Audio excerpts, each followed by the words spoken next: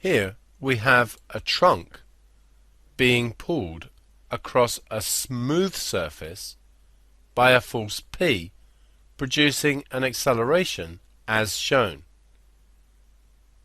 We want to find the force P. If we now consider this diagram, the object has a weight, 50 times gravity, acting downwards, and there will be a normal reaction force. P can be resolved into components to the right, and this will be the cosine, so P cos 20, and vertically, which will be P sine 20. Since we're on a smooth surface, there will be no frictional force.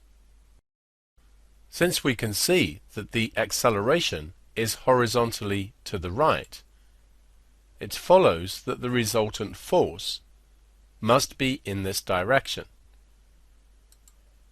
It's clear then that the forces upwards, the R and the P sine 20, must be equal to the 50g acting downwards, and therefore vertically the object is in equilibrium.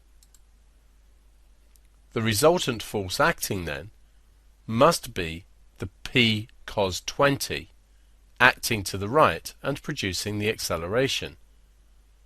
So using F equals ma, our resultant force is P cos 20, and this is equal to 50 times 0.4.